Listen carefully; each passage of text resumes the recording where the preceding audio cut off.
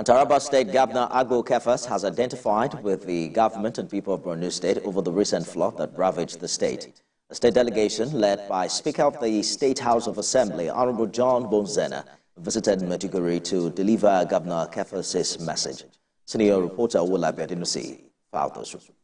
This delegation is from Taraba State, and the members are here in Maiduguri, the Borno State capital, to identify with the people and government over the recent devastation caused by flood waters. The first point of call for the delegation is the Palace, the show of Borno, where they talked about the bond that binds both states together.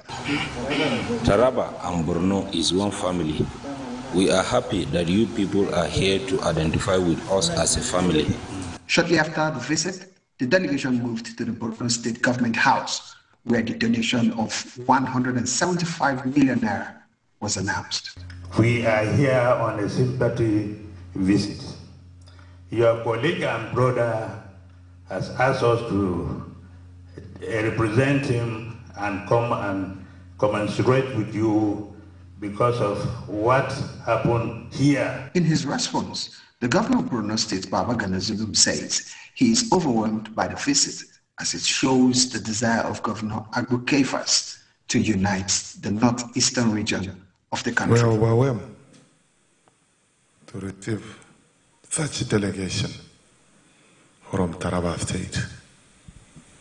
We have about 15 emirs led by the Taraba chairman of the Taraba State Council of Chiefs. This large number of delegation comprising of emirs like this have never faced such visits to us in Borno State. That's such large number from one state.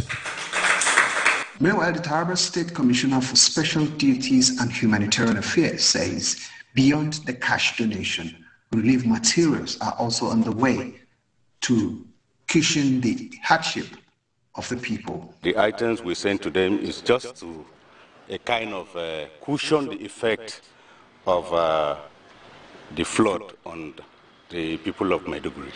Taraba State has also experienced floods in 8 local government areas where 7 lives were lost and properties worth millions of naira destroyed. The Lagos State government has concluded plans to partner the federal government and private sector to boost tourism in the state. The State Commissioner for Tourism, Arts and Culture, Toke Benson Awoyinka, made this known during an inspection tour to J. Rando Center for Yoruba Culture and History, Love in Lagos Onikon National Museum and Freedom Park.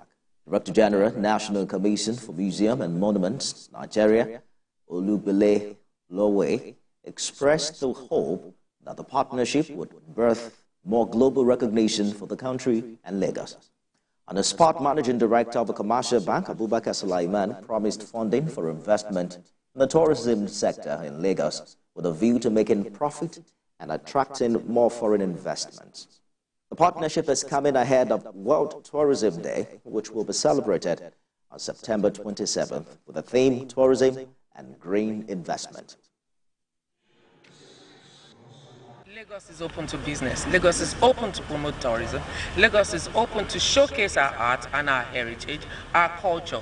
We're embedded with so much culture, and this is the time to show it. So we're going to create that enabling environment for all the businesses in Lagos to thrive, for collaborations, for people, for our young people to thrive. Because if you look around us, we have a demography of very, very young individuals who are waiting out there, seeking that for us to hold up that hand, and we're ready for them now. By working with the Lagos State government and incorporating the National Museum, it's obvious that now with this handshake, gone are the days where you say, oh, this is state, this is federal. As far as visitors are concerned, I'm sure they don't have any business knowing which is state or federal.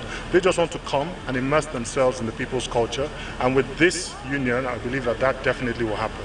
The first thing we must remind ourselves is that tourism is also a business. The way you grow tourism, the way you grow art and culture and the creative industry is to make sure that there is enough resources to invest. It's only when you've invested that you can then raise the standard so that people from all over the world can see and be willing to come here. If you go on this tour and you see the incredible wealth of history that is hidden on the ground, that is just waiting to be put out there, you understand that there is a lot of opportunity for business. The federal government, through the Ministry of Steel Development, has signed a memorandum of understanding with the original builders of Ajaokuta Steel Plant for the rehabilitation, completion, and operation of Ajaokuta Steel Plant and the National Iron Ore Mining Company in Kogi State. Mr. Shoaibu Audu, who led a Nigerian delegation to the Russian capital Moscow, is driving government's mandate to revitalize, complete, and operate the steel companies for the industrialization of the economy. He met with the Russian Deputy Minister of Industry and Trade, Alexei Grozdev, and the consortium led by TPE. The minister noted that reviving the steel sector will reduce the volume of importation of steel products into the country, which is estimated at over $4 billion annually.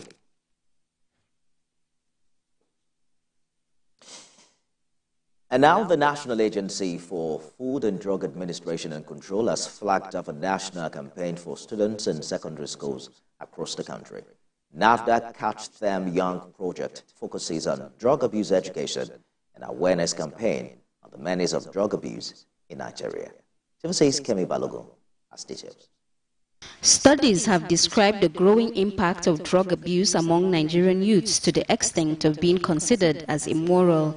Many young people or teenagers use drugs intentionally and illegally, making it harmful, as many ignorantly or knowingly depend on one drug or the other for their daily activities.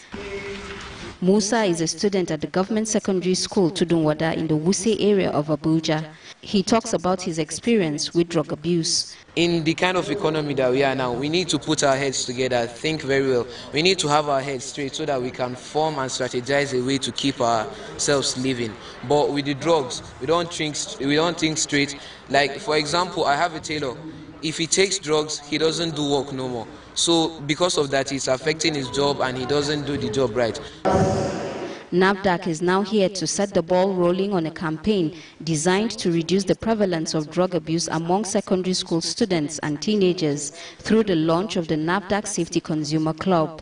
It's one of the agency's special public enlightenment strategies that target the youths in the society in its efforts to eradicate fake and substandard regulated products and enthrone a quality culture while employing the use of cutting-edge technology to track counterfeiters.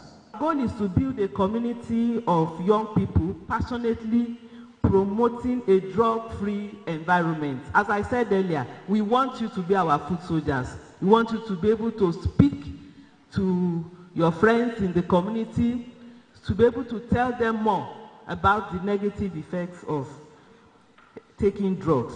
The agency says behavioral change is needed to reorientate the youths through various engaging activities. As a school, we promise to support the Consumer Safety Club to be able to meet up with its aims and objectives.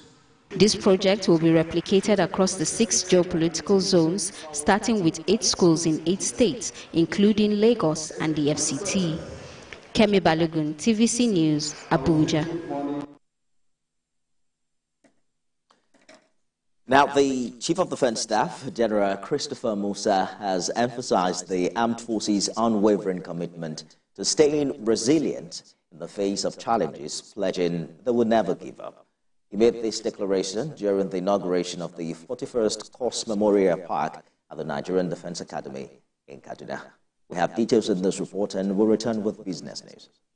In their efforts to defend the nation, many servicemen and women have sacrificed their lives. To honor their memory, the NDA has established a memorial park. This stands as a tribute to all fallen soldiers, particularly 11 members of the 41st Regular Corps, who tragically lost their lives in a 1989 boat accident during a training exercise at the Nigerian Naval College, One, Rivers State. May their memories always be held in honor. On this journey, we have also lost seasoned aviators and soldiers who boldly looked at death and accepted the call. This memorial park is in honor of the 41 members of the 41st Regular Corps who have, at diverse times, paid the supreme price to keep the nation's flag flying. General Christopher Musa represented at the event, hailed the fallen soldiers as more than just military personnel. He highlighted their bravery and sacrifice. He also reiterated the military's steadfast commitment to safeguarding the country and defending the values of justice and freedom. Today, we reiterate our unwavering commitment to the values of courage, loyalty, and sacrifice that our fallen heroes embodied. We vow to continue their mission to defend our nation and to uphold the principles of justice and freedom. To the families who are here present, we offer our heartfelt condolences. The Nigerian nation will never surrender to the forces of adversity, nor shall we forget the sacrifices of our fallen heroes. The memorial park is situated near the site where late Air Commodore A.G. Ochai died in a Nigerian Air Force training aircraft in 2017.